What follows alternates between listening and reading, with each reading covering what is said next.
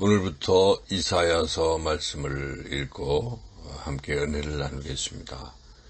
먼저 이사야서 전체적인 것을 살펴보면 이사야서의 저자는 이사야라고 볼 수 있는데, 그런데 이제 이사야서 전체 66장을 살펴보면 1장에서 39장은 그냥 이사야가 살고 있던 시대, 즉 우시야 왕부터 히스기야 시대까지를 배경으로 하고 있고, 40장에서 55장까지는 바벨론 포로 시대를 배경으로 하고 있고, 56장부터 마지막 66장까지는 포로에서 돌아와서 페르시아 시대까지를 배경으로 하고 있습니다. 그래서 이사야가 그러한 미래를 내다보고 예언적으로 기록했다고 볼 수도 있고, 혹은 그 시대마다 어떤 사람이 쓰고 그리고 이사야의 이름을 붙인 것으로, 그래서 누군가 전체를 이사야서로 묶었다고 볼 수도 있습니다. 그래서 혹자는 저자를 제1 이사야, 제2 이사야 저자, 제3 이사야 저자로 서로 다른 것으로 보기도 합니다. 그러나 보수적인 입장에서 일반적으로는 이사야가 혼자서 다 쓴 것이고 미래를 내다보고 예언한 것으로 본다고 그렇게 하는 그런 입장이 있습니다. 그 입장에 따라서 그렇게 우리도 보고 이것을 읽어나가면서 하나님께서 선지자 이사야에게 당대뿐만 아니라 미래까지도 다 알려주신 것으로 우리가 그렇게 믿고 이 말씀을 우리가 읽도록 하겠습니다. 그 이사야서는 이제 그 구조로 보면은 말씀드린 대로 1장에서 39장까지, 그래서 거기는 또 세분해 보면 1장에서 12장까지는 유다에 대한 심판과 구원이고, 그리고 13장에서 23장까지는 열방에 대한 심판, 그리고 24장부터 27장까지는 온 세상에 대한 하나님의 심판과 구원, 그리고 다시 28장에서 33장은 유다에 대한 6가지 심판, 34장에서 35장까지는 열방에 대한 심판과 이스라엘의 구원, 그리고 36장에서 39장은 히스기야 왕의 사건을 통해서 구원과 심판의 예를 들고 있습니다. 이제 40장에서 55장의 포로시대에서는 40장에서 48장까지는 이스라엘의 구원에 대한 것, 그리고 49장에서 55장은 이스라엘의 구원자가 누구인지 그 구원자에 대한 것을 말씀하고 있습니다. 56장에서 66장까지는 포로에서 돌아온 포로 귀환 시대의 구원과 회복인데, 56장에서 57장은 하나님의 우주적인 사랑을 노래하고 있고, 58장은 하나님을 기쁘시게 하는 예배, 59장은 하나님의 구원 계획, 60장은 장차 시온이 받을 영광, 61장은 구원의 기쁜 소식 은혜에 선포하는 것, 62장은 장차 시온이 받을 영광, 63장은 하나님의 승리와 이스라엘에게 베푸신 인자하심, 64장은 회개를 통한 이스라엘의 관계 회복, 65장은 하나님의 심판과 새로운 창조, 마지막 66장은 하나님의 우주적 통치를 예언하고 있습니다.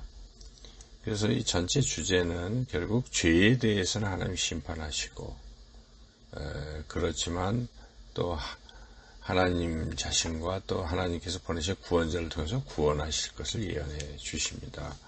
심판, 구원. 그런데 이것의 대상은 1차적으로는 이스라엘이지만 열방과 온 세상을 향하고 있습니다. 오늘 이제 1장에서 3장 말씀을 더 자세히 살펴보겠습니다.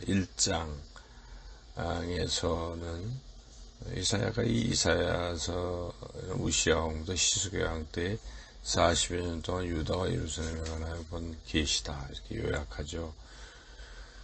그래서 이 내용은 2장 3절은 먼저 하나님께서 이스라엘을 책망하십니다. 이스라엘의 죄악을 고발하시죠.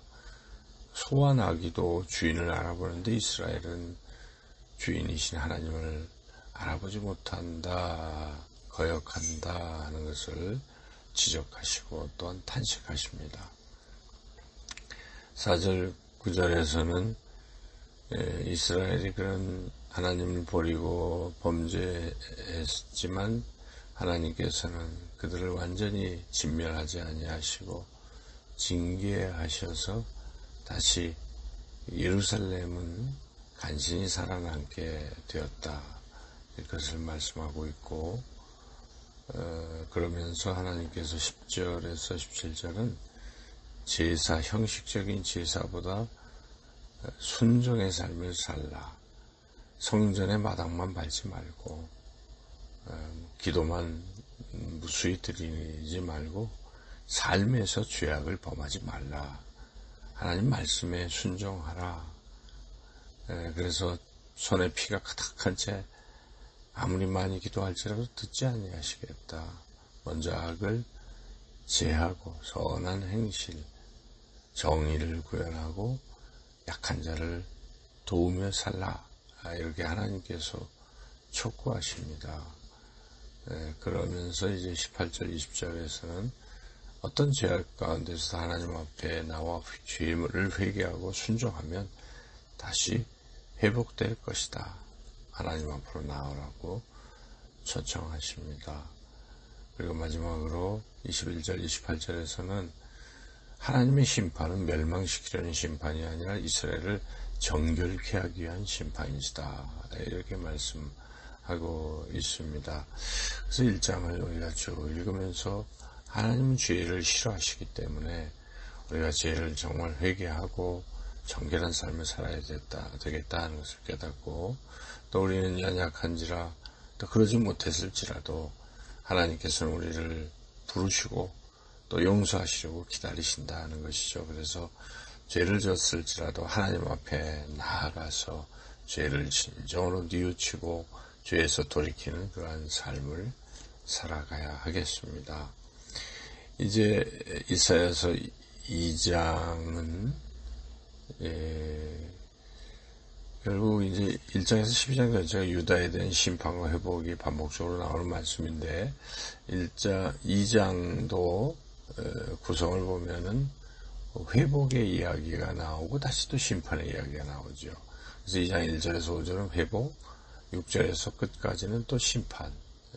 이것은 앞에서도 1장에서도 1장 1절에서 20절은 20절과 29절 31절은 심판, 그리고 그 중간에 있는 21절에서 18절은 회복. 그러니까 결국 이사야서 1장에서 12장의 그 구성을 보면 심판하는 것, 회복하는 게 이게 반복적으로 나오고 있다 하는 것을 알 수가 있는데, 1절 5절에서는 마지막 날에 하나님께서 친히 개입하셔서 이스라엘을 회복시키실 것이다 하는 것, 여호와의 날이 있을 것이다, 여호와의 날에 회복이 있을 것이다를 말씀하고 있습니다.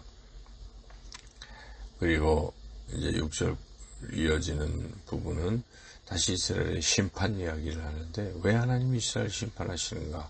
이스라엘의 죄악 때문인데, 그 죄악을 크게 세 가지로 말씀하고 있습니다. 첫째는 이방 풍속에 빠진 죄악, 둘째는 금은보화 군살에게 의존하는 죄악, 그리고 마지막 세 번째 죄는 우상에게 절하는 죄악. 결국 하나님 대신 다른 것들에 의존하거나 다른 것을 섬기는 것을 하나님 싫어하신다. 그것이 죄악이다 하는 것이죠. 오직 여호와 하나님만 섬기는 삶을 하나님 기뻐하신다 하는 것이죠. 그래서 우리가 세상의 어떤 힘, 또 권력, 부귀 이런 것을 의지하지 말고 오직 하나님만 의지하는 그런 삶을 살아야 하겠습니다.